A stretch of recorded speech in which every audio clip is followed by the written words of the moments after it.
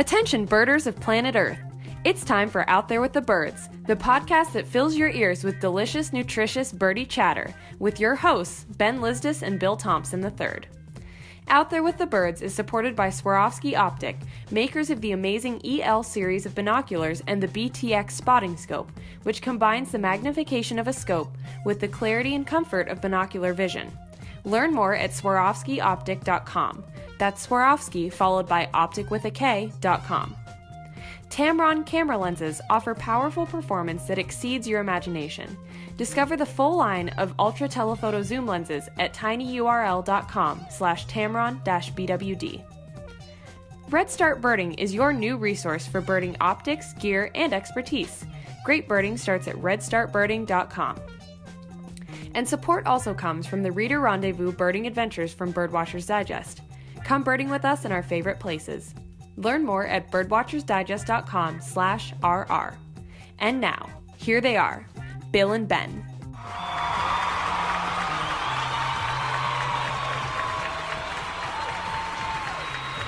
Okay, Ben. Hey, Bill. How are you, man? I'm doing good. Good to see you, man. The end of a long day. End of a long day, yeah. Couple of really great, fulfilling days here at the New River Birding Festival in Fayetteville, West Virginia. Yeah, birds are starting to pour in, but it's interesting from talking to the locals, really, so we're recording this podcast on a Thursday. Yes, May 3rd.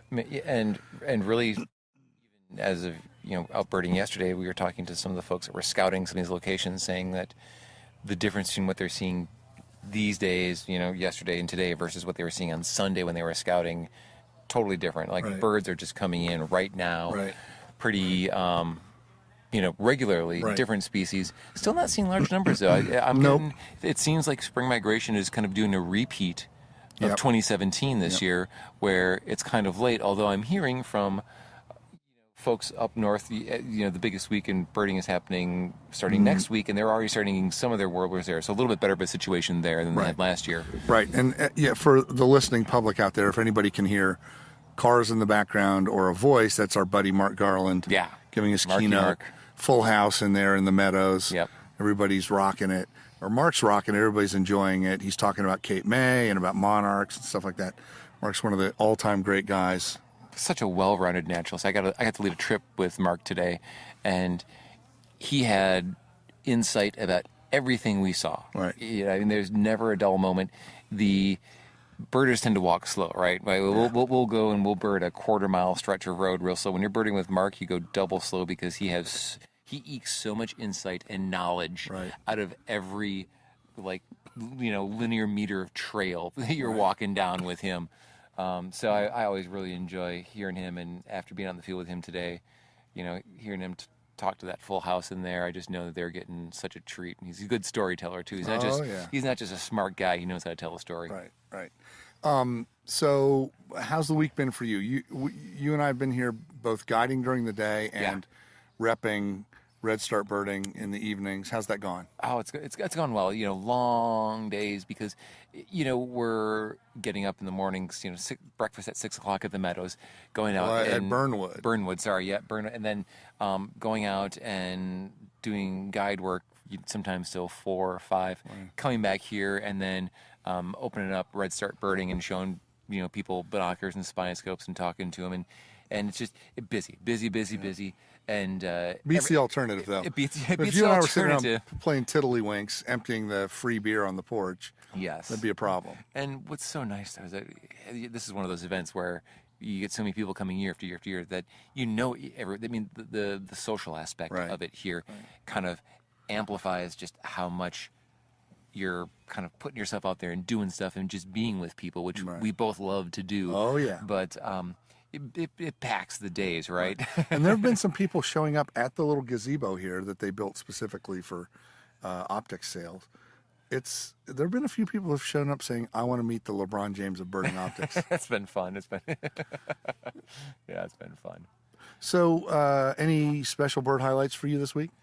Well, thinking a lot about the Out There with the Birds Global Big Year Challenge and thinking about gaps on the checklist and what I need to get here in terms of spring migrants, because I'm here in West Virginia. I'm not going to be at the biggest week in American birding.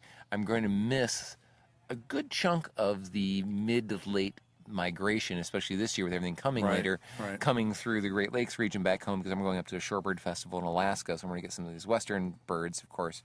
You'll pick up everything in Maine, though. Like in Maine, you're right. You know what? At the Acadia Birding Festival in Maine, because I'm thinking like, oh, where am I going to get my Cape May warbler? You're going to get those in Maine. Territory. But getting back to your question, black-throated blue today was one of those my species favorite I warbler. wanted to get here. Dude. I picked up Swainson's warbler here the day before yesterday, so that was a good bird to get. And then, getting some of these other new birds of the year, great crested flycatcher, some of these kind of birds that wood thrush, picking up some of those. So I'm feeling like I'm catching up on you, Bill. I know. I feel your hot breath. Yep. And it's the competition is welcome. I say bring it on. Yep. Because that's what this country and this world are completely built on, is fertile competition. That's right. That's right. Getting the best of your peers. People endeavoring to crush their opponents and enemies. That's right. And I consider you on my number one on my list of frenemies. That's awesome. Oh. So interesting talking about Redstart. The idea for Redstart, if not in actual, final analysis, was hatched in a hot tub at the farmhouse right here at the New River Birding and Nature Festival. That's right. That our origin story. Are we going public with that? Yeah, we have to, I think. It's just two guys sitting in a hot tub talking about optics.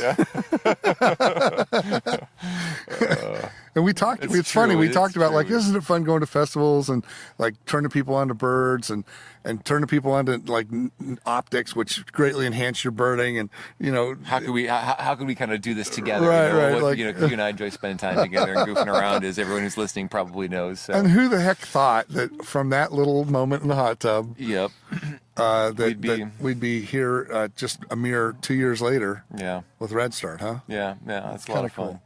Well, this is one of my favorite parts of the world. It's always great to come here. It's like old home week. And, the festival is a small festival, and we love those small festivals because you get to spend quality time with people, and it's good stuff.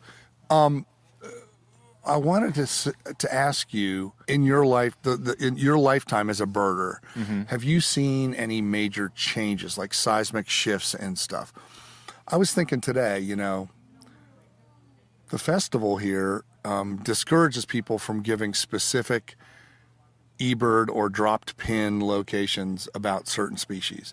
That's technology entering into birding has been a huge thing for me. The first time I ever iPodded a bird, people, those of you might remember what iPods were. Oh yeah. Before we had cell phones that could play millions of songs of anything, music or birds or nature or anything. Yeah. We had these little iPod devices that we'd play through speakers, and that was how you called in birds. And the first time I ever used one of those was right here at the New River Birding Festival on Glade Creek Road, calling in a Canada warbler. So I was just thinking today and talking with George Armistead, who was my co-leader today, George Armistead of Rock Jumper Birding. We were talking about technology and how they're discouraging folks here at the festival from giving out specific locations to certain bird species because they're sensitive. Yeah. Swainson's warbler, golden-winged warbler, cerulean warbler, because they don't want people coming in and hitting the birds, playing tape over and over again. Have you seen any seismic shifts? I mean, I would imagine you've probably seen seismic shifts in the quality of the optics. Yeah, I mean, the people who are bird watchers, I feel has been pretty consistent. Yeah. I think I've seen more of an emphasis in youth birding, and I would say I've seen a greater increase in participation of women in birding, not seismically, but noticeably. Right. Now as opposed to when I got into birding 15, 16 years ago. I'm aware that there seems that there's more women involved, which is a great thing. And of course, on the technology end of things with optics, they just keep getting better. I mean, you're really seeing a lot of good things going on in optics in terms of what's available at lower price points. Lower price points being that, $250 to $400 price range. Right. Those binoculars keep getting better, and also the high-end binoculars keep really getting better. Right. And the prices keep going up. If you'd have told me 16 years ago that someone would spend $2,000 on a pair of binoculars, I'd say, yeah, you'd sell 2 of those a year. Right. But some of these manufacturers have built some incredible instruments, and of course, birders look at through them with their eyes and they say, I love my hobby, I love what I'm doing, and this is something that's going to last me for a long time. I'm going to spring for it. So the obviously the market has spoken and says, yes, the cost is justified by the performance of these tools. So that's been a interesting thing. One thing that I haven't been in touch with as much in terms of the world of birding, which I would be curious about, is some of the science that's going on, like what we're learning about bird behavior, bird taxonomy, some of those things. I think you can only have your kind of, fingers on the pulse of so many different aspects of birding, and I'll leave, I guess, some of that to my smarter friends. You only got 10 fingers. Exactly. You could use your toes, but nobody wants you to put their toe on their pulse. That's pulse gross. on my toes. That'd be kind of weird, wouldn't it? That would be very weird. So if I may digress here, one of the things I want to talk about, because you and I are spending a lot of time guiding people here, as tour leaders at the New River Birding Festival, and I always thought that it would be, I always like to, as a guide, go over some etiquette that you do on field trips. You get groups of people coming from all over the place, different styles of birders and whatnot, wondering, and I always think to myself, all right, let's set some ground rules here. So what are some of your top bits of information you wish every birder who is on one of your field trips would know going into the field trip, or that you would like to tell them about in terms of making it a good experience for not just themselves, but for all their fellow participants? Well, I always like to emphasize that we're out here to have fun. Yeah. And you don't want anybody being too serious and too uptight if you don't get a bird, because birds they're free beings. You can't, they're not your puppets. It's not a museum. No. And you can't go to the store and get a cerulean warbler. You go to the habitat, and if you're lucky and the birds are showing, you might get a look at them. So you got to set the tone, which is, let's not take this too seriously. Right? No, and you want to have fun, and you don't want people to miss birds. And of course, in every field trip, there are always people who are more verbal and vocal and willing to say, "Hey, I don't see it." And then there are those people that are too shy to speak up. Maybe they're a new birder, maybe it's their first time at a festival, or maybe it's just their personality type. They're not right. And so I always try to gauge, as I'm looking at the first half an hour, 45 minutes, whatever, of a trip. I try to see what everybody's energy is, what everybody's vibe is, what their aura is. Are they getting on the birds? Yeah. So when I find a bird, I'll put a scope on it. I'll say, hey, here are the cerulean warblers in the scope, and I'll immediately start looking around, seeing who's seeing it and who's not. And if they're not getting on the birds, are they getting bent out of shape about it? Or B, are they not getting on the birds because they're just there to be out there with the people and have fun? Because there are people who are like that, who don't are really there for the experience as a group experience, just being out in nature. Right. Whereas if they miss a bird here or they miss a bird there, it's not a big deal. Small potatoes to them. Right. But, so you can kind of see that. After years of guiding, I can pretty accurately pick up on the vibe that's coming off somebody, if they're having a good time or not, if they feel lost, if they feel overwhelmed. Yeah. And, we haven't really had this yet here because migration's been kind of a little bit of dribble and then a drip, dribble. It's been kind of fits and starts. But I know we got a good chance at tomorrow or Saturday having massive amounts of singing, because there'll be a lot of migrants coming through. There'll be a lot of the birds that are going to nest here that'll be singing. It's easy to get overwhelmed by the cacophony and by the birds zipping it in the treetops. A lot of the birds we're looking at here in West Virginia are treetop birds or deep brush birds or something. And so it's always I take it as a personal challenge to try and find who in the group is not seeing the bird and make sure they get on the bird. And you also, you got to watch out for people who are kind of used to birding on their own, and they don't really realize that they're 6'5" and 250 pounds, and they're like a wall to somebody who's 5'2". Just trying to look around, right? So being aware of where you are, situational awareness. Yep, I'm in front of the spotting, so I'm in front of so and so. Right. So you're always just trying to gauge that and see who's having a good time and then communicate with everybody. Make sure they know that this is to be a fun thing, that you're here to help, that your goal and the goal of your fellow leaders is to get everybody great looks at the birds if possible. So part of getting all of this happy combination of things isn't just how we as leaders might interpret the vibe of the crowd and how we might behave, but what do you like to tell people who are on the trip to set the stage for everyone to have a good time? What do I think of, for example, one of the rules is when we're walking out and going birding, don't get ahead of the leaders. Right. because a couple things. One is you're going to miss out on some great birding because you might just keep walking on the trail while way back the leader sees something or someone else in the group sees something that could be of great interest to you and stopping and looking at it. But also you're flushing birds that the whole group is approaching, etc. One example there. What about spotting scope use? Yeah, I usually, if we're doing a lot of scope using and these are birds that everybody in the group wants to see. If most of your people are from the Midwest, they're not going to want to get on the scope on a cardinal or a robin or a blue jay or a Canada goose. They're going to be like, yeah, I've seen those. But if you're talking about like, an ovenbird that's on its perch and it's relaxed and it's singing, and you can get a scope look, like scope looks at warblers. I kind of consider that something that I really try hard to get for the people that are on our trips. And if we've got a teed up cooperative bird, I'll say, all right, first time through, let's do the scope using waltz. Look, 2, 3, step 2, 3. It's like so get your look and then step aside, and then if the bird's cooperative, you can come back for a second look. And even before that, and I picked this up from you when I've been birding with you on trips. It's always nice to say, okay, how many people here who is cerulean warbler a life bird? Exactly. Because all right, get to the front of the line. You get to look in the scope first. Right. But yeah, that's always good. Bird, that's always good. Get out. Yep. Look at the bird. Get out. Step to the side. Yep. And then wait. And what I'm finding too, tying back into technology and changes is, I noticed this when we were in Honduras a couple months ago, but I'm also noticed it today on our trip. We had some cooperative birds in the scope, and people start handing you their cell phones to digiscope a picture for them. Yeah. Mm-hmm. Which is fun to do, and the cameras and scope in phones are a lot easier to take pictures with now. Yeah. But and that's something that happens at the end after everyone's gotten a look. And if somebody comes up with their phone to get a picture in the scope, I'm like, well, hold on, everybody hasn't seen. Well, I think one of the big things, and this is kind of oddly and ironically, it's kind of more of a problem at a festival like this where people are old friends and they've seen each other for maybe 5, 7, 10 years in a row, or but like once a year though at the same time. So they've known each other for a long time, but they only get to see each other once, maybe twice a year. So they want to catch up. You're walking down like on Long Point today.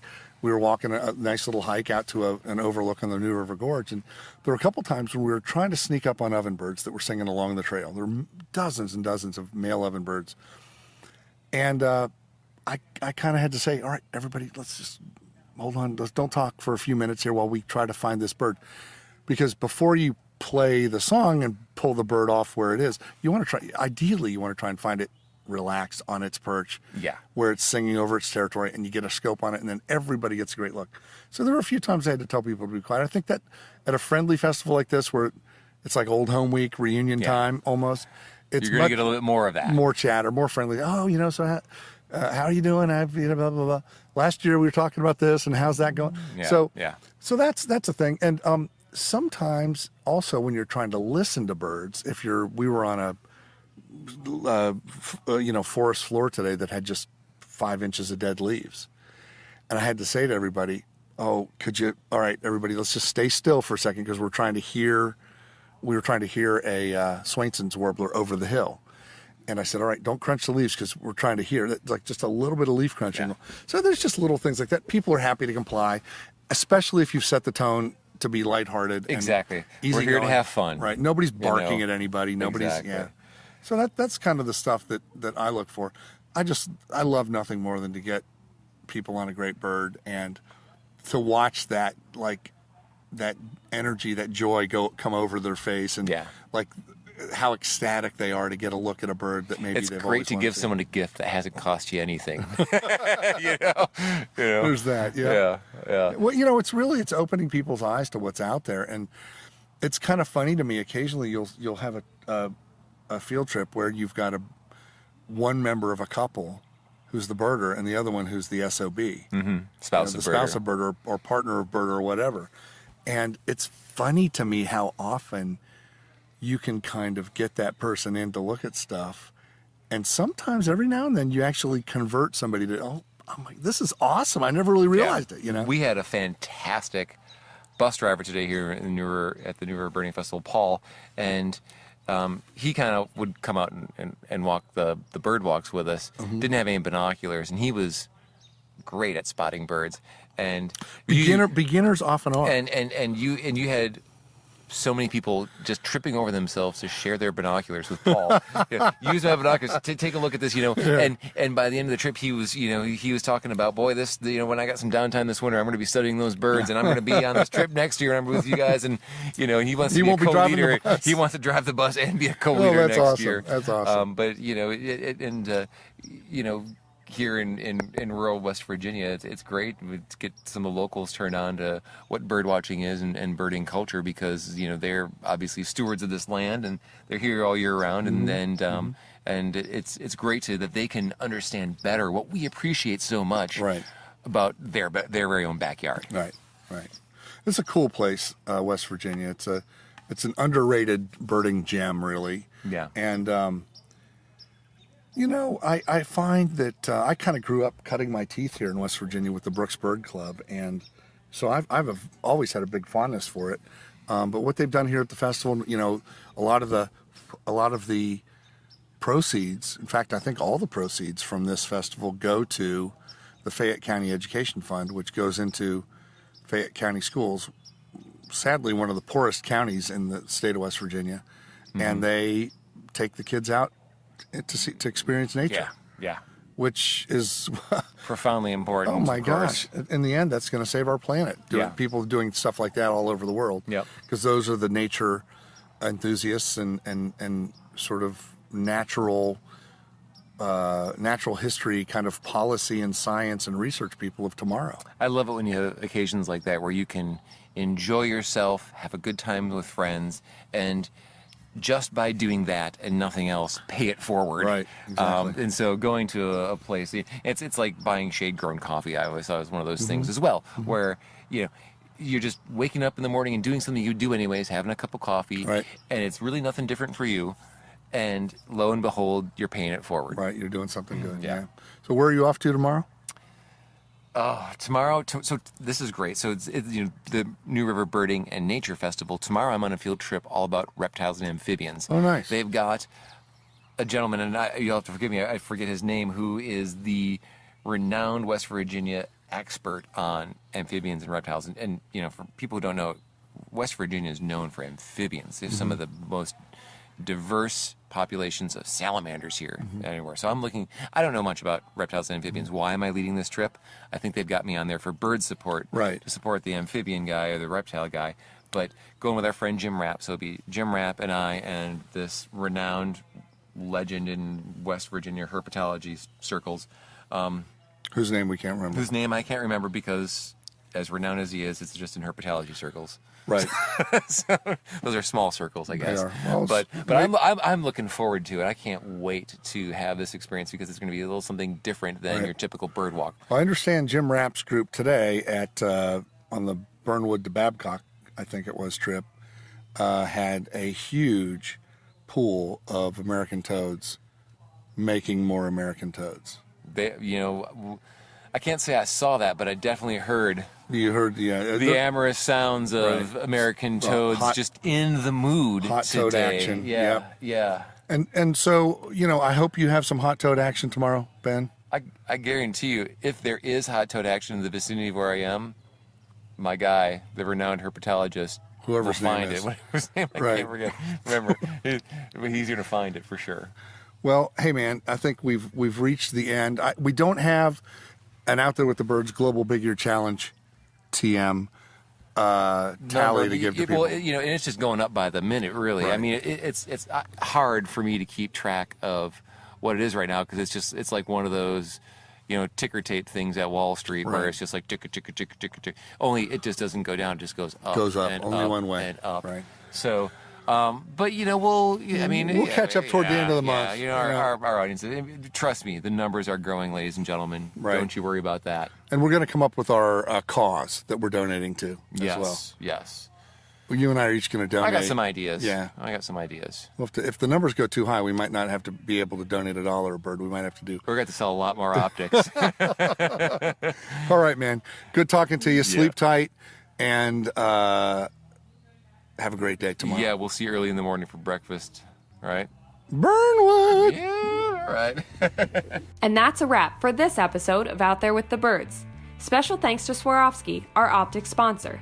Learn more about their fine line of birding and lifestyle optics at Swarovskioptic.com. That's Swarovski followed by optic with a K.com. If you love to take photos of birds, Tamron telephoto camera lenses offer powerful performance that exceeds your imagination. Discover more at tinyurl.com/Tamron-BWD. Your source for the best birding optics is Redstart Birding. Great birding starts here. RedStartBirding.com. Finally, we're also supported by the wonderfully enriching Reader Rendezvous birding trips from Birdwatchers Digest. Your next birding adventure starts at birdwatchersdigest.com/RR. Tune in next time for some more enchanting bantering from the birding dudes, Bill and Ben. Until then, this is Phoebe reminding you to keep your owls hooting and your trumpeter swans tooting, and we'll see you out there with the birds.